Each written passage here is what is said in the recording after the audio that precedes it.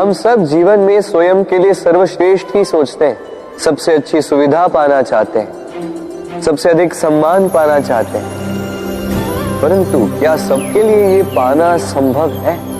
हाँ, क्यों नहीं? बस बाधा है समय। हमारा जीवन स्थायी नहीं, इसलिए यदि समय का सदुपयोग करोगे तो तनिक सरलता होगी। अब देखिए ना, जिसे स्वप्न देखना अच्छा लगता है उसके लिए रात छोटी पड़ जाती है, जिन्हें स्वप्न पूर्ण करने होते हैं उनके लिए दिन छोटा पड़ जाता है, जो सम्मान पाना चाहते हैं उनके लिए परोपकार छोटा पड़ जाता है, और जो ज्ञान पाना चाहते हैं उनके लिए अध्ययन। जीवन में लक्ष्य को पाना हो तो समय का प्रबंधन ठीक होना ही चाहिए। स्मरण रखिएगा। राधे राधे। संसार में आपको ऐसे कई लोग मिलेंगे जो आपको बताएंगे कि क्या करना है, किंतु उससे भी अधिक महत्वपूर्ण बात यह है कि क्या नहीं करना। आज मैं आपको ऐसी ही 3 बातें बताने वाला हूं जो आपको आपके जीवन में नहीं करनी है। पहली बात, आनंद में कभी वचन मत दो। आनंद आपके तर्क को हर लेता है और फिर आनंद में दिया गया ये वचन बाद में गले की फांस बन जाता है। दूसरी बात, कभी भी क्रोध में उत्तर मत दो। क्रोध आपके विवेक को खा जाता है, भविष्य दृष्टि को बाधित कर देता है, और फिर कुछ क्षण के लिए आया ये क्रोध, इसमें दिया गया उत्तर बाद में जीवन भर के लिए प्रश्न बन जाता है। और तीसरी बात, कभी भी दुख में निर्णय मत लो। दुख आपके सोचने समझने की क्षमता को सीमित कर देता है और दुखी मन से लिए गए निर्णय सदा दुख ही देते हैं। सच कहा जाए तो वचन, उत्तर और निर्णय कभी भी जीवन में सोच विचार करके ही लेने या देने चाहिए। सोच विचार करके कार्य करोगे तो इस संसार में किसी भी समस्या का हल बूझना नहीं पड़ेगा। राधे राधे। आज मैं आपसे 3 प्रश्न पूछूंगा। तो पहला प्रश्न, ऐसा कौन है जिस पर लगातार प्रहार करने के पश्चात भी वो मुस्कुराए और आपको सुख दे? आपका उत्तर होगा धरती या वृक्ष। दूसरा प्रश्न, ऐसा कौन है जो बिना आपके कुछ कहे सब जान जाता है, सब समझ जाता है और फिर निस्वार्थ भाव से आपकी सहायता करता है? अब आपका उत्तर होगा भाई या मित्र। और तीसरा प्रश्न, ऐसे कौन से भगवान हैं जो स्वयं विष का घूंट पीकर आपको जीवन का अमृत प्रदान करते हैं? अब आपका उत्तर होगा महादेव। यदि आपके उत्तर ये हैं, तो आपके उत्तर गलत है। इन सारे प्रश्नों का एक ही सही उत्तर है और वो है मां। स्तनपान करते समय आपने उन्हें कितनी लात मारी, किंतु फिर भी मुस्कुरा के वो आपको आशीष देती रही। आपके बिना कुछ कहे वो सब जान जाती है और इस जीवन की कठिन परिस्थितियों के विष का घुट पीकर आपको सुख का अमृत देती है। इस जीवन में आप कुछ भी कर लीजिए, अपनी मां का ऋण कभी चुका नहीं पाए। यदि कुछ कर सकते हैं तो जीवन के आनंद में, उद्भव में और धन्यवाद में अपनी मां को स्मरण रखें और मेरे साथ प्रेम से कहें राधे। सबसे अच्छा युद्ध वो जो कभी लड़ा ही न जाए, अर्थात समझौता, संधि हर आवश्यक परिस्थिति में शुभ होता है। अपने से शक्तिशाली से समझौता करने वाला विद्वान, अपने बराबरी वालों से समझौता करने वाला गुणवान, और अपने से दुर्बल से हाथ मिलाने वाला, दयावान। एक युद्ध आपको कई सारे शत्रु दे सकता है, किंतु एक समझौता आपको एक मित्र दे सकता है। इसलिए मुट्ठी तभी थामिए जब युद्ध को टालना असंभव हो जाए, अन्यथा हाथ बढ़ाकर मिलाइए, क्योंकि मिलने में सुख है, जलने में नहीं। राधे राधे। गिरने में कोई आपत्ति नहीं, बस गिरो तो उस बूंद की भांति जो इस संसार को नया जीवन देती, और उस उठने में भी कोई अच्छाई नहीं जिसमें किसी और के कांधों पर पाप रखकर उठा जाए। अपने अस्तित्व को खोने में कोई बुराई नहीं, और उस बीज की भांति जो एक नए वृक्ष को अस्तित्व में लाता है, परंतु उस अस्तित्व को बनाने का भी क्या लाभ जो किसी और के स्वप्न को बिखेर कर बने। क्रोध में कोई बुराई नहीं, यदि वो किसी दुष्ट को मार्ग पे ले आए, परंतु उस मौन, उस दया का क्या लाभ जो आपको दुर्बल बनाता। अर्थात अच्छा या बुरा कर्म नहीं होता, बस वो कब, किस स्थान पर और कैसे किया जाए, वो निर्णय अच्छा या बुरा होता। यदि सही समय पर करो तो वो गुण है, अन्यथा वो घुन जो भीतर तक आपको खाता जाए। राधे राधे। मनुष्य सदा सोचता है फल के विषय कि मैं जो करने जा रहा हूं उसका फल क्या होगा, उसका परिणाम क्या होगा। पर इसकी चिंता क्यों? क्योंकि कर्म यदि शुभ हो तो परिणाम बुरे हो ही नहीं सकते। शुभ की इच्छा से कार्य करने वालों को फल की चिंता कैसी? जो फूल बेचते हैं उन्हें कभी कभार कांटे अवश्य चुभ जाते हैं, किंतु सुगंध उनके हाथों में रह ही जाती है। हीरे की खोज में कोयले की खान में उतरे व्यक्ति पर कालिख भले ही लग जाए, किंतु हाथों में हीरा अवश्य लगता है। इसलिए शुभ भावना से कर्म कीजिए, परिणाम भी शुभ ही होंगे। तो प्रेम से राधे राधे। अपने मन के पास आने के लिए सबसे दूर जाना ही होता है,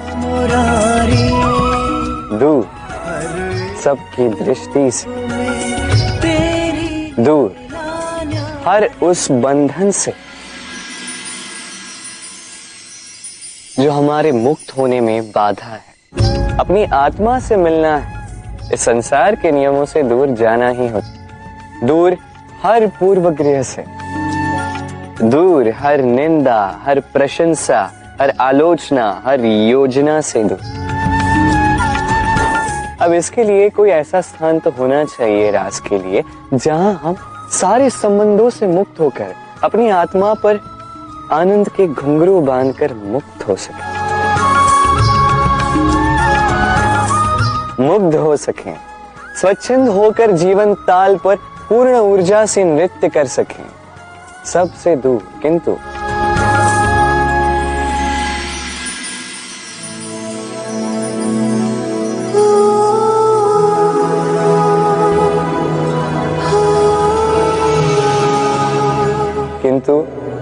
एक साथ, एक दूसरे के साथ। एक और महत्वपूर्ण बात, क्योंकि हमारा मन सबसे अधिक गोपनीय, इसीलिए रास का ये स्थान भी गोपनीय है। और इस रास स्थल में आने वाली हर एक कन्या मेरे लिए मेरे सखी से भी अधिक प्रिय, महत्वपूर्ण, अर्थात मेरी गोपनीय। हमारे साथ छल करता है, कोई हमें पीड़ा देता है तो तन दुख से और मन प्रतिशोध से भर जाता है। फिर हम प्रतिकार चाहते हैं, अपने मन की अग्नि को शांत करने के लिए प्रतिशोध चाहते हैं। और यही हम सबसे बड़ी भूल कर बैठते हैं। तो क्या किया जाए? इसका केवल एक ही उपाय है और वो है क्षमा। यदि प्रतिकार चाहिए तो प्रतिशोध भुला दीजिए और न्याय की ओर अपने पग बढ़ाइए, क्योंकि यही वास्तविक प्रतिकार है। हम अपनी सोच और संसार की मान्यता के अनुसार अपने विचार बनाते हैं। जैसे सत्य कहना धर्म है, असत्य कहना पाप, सहनशीलता धर्म है और क्रोध करना अधर्म, उपकार करना, जीवों पर दया करना धर्म है और निष्ठुर होना अधर्म। परंतु क्या यही सत्य है? क्या कभी कभी परिस्थितियां इन आवेशों को उल्टा नहीं कर देती? करती है। यदि इस संसार में कुछ धर्म है, कुछ पुण्य है, कुछ महान है, तो परिस्थिति के अनुसार चलना। जटायु स्मरण है आप सबको, वो जिन्होंने रावण पर क्रोध किया था, उस पर आक्रमण किया था। उस समय जटायु का क्रोध पाप नहीं था, धर्म था। इसीलिए अंत में उन्हें भगवान राम की गोद मिली। और कुछ ऐसे भी होते हैं जो धर्म को सहनशीलता समझकर हर अन्याय को सहते हैं और अंत में वो बाणों की शैया पाते हैं। यदि कोई पशु या व्यक्ति अकारण आक्रमण करके किसी निर्दोष के प्राण लेने की चेष्टा करे तो उसके रक्षा हेतु उसका वध कर देना पाप नहीं, समय की मांग है।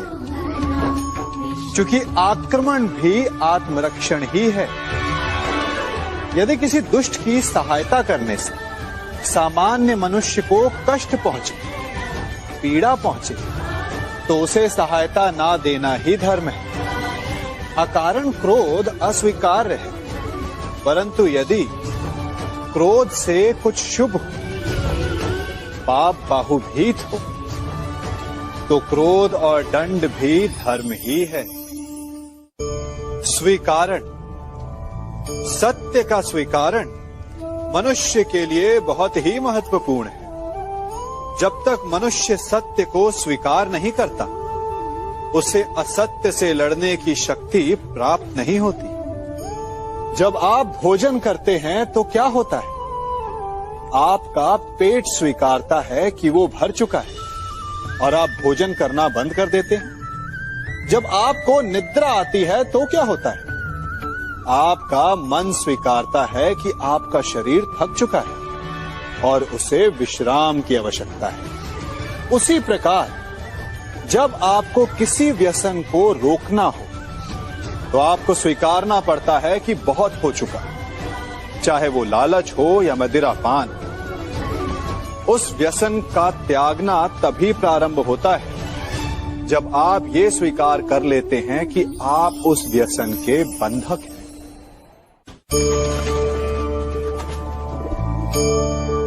इन पक्षियों को देख रहे हैं आप? इनका उड़ना वायु में इतना संतुलन मुक्त कर देता है ना?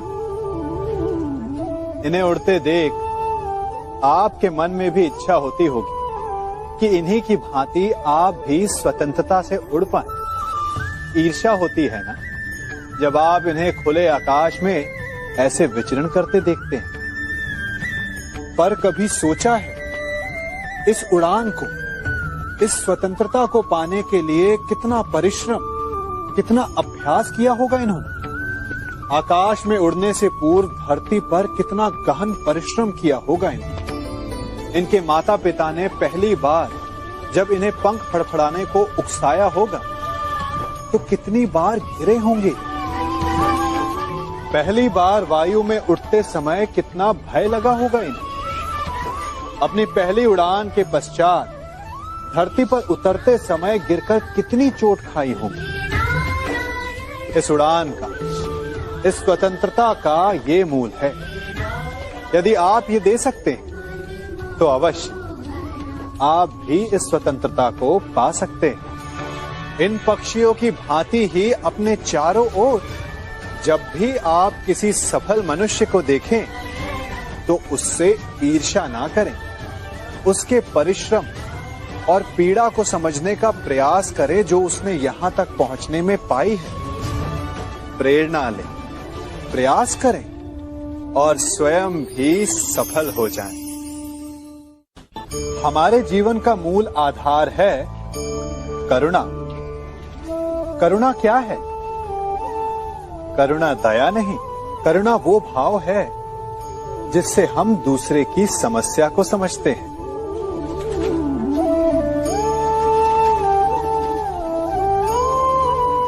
उसकी कठिनाई को अनुभव करते हैं।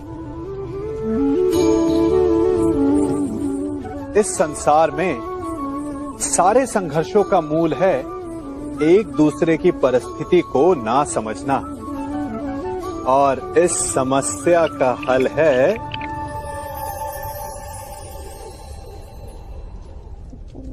करुणा। करुणा किसी पशु पक्षी के प्रति हो या किसी मनुष्य के प्रति, ये आपके जीवन में कलेश और संघर्ष जैसी भावनाओं को दूर रखती है।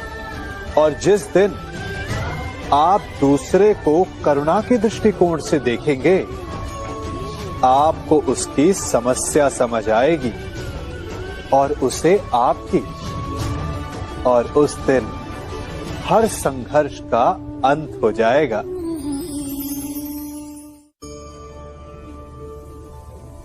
कभी सोचा है हमारा जीवन भी उस रेत की घड़ी की भांति है? जो रेत नीचे गिर चुकी है वो हमारा अतीत है, जो अब भी ऊपर है वो हमारा आने वाला भविष्य है, और वर्तमान ये संकुचित स्थल है जहां से धीरे धीरे करके रेत गिर रही है। अर्थात हमारे पास जीने के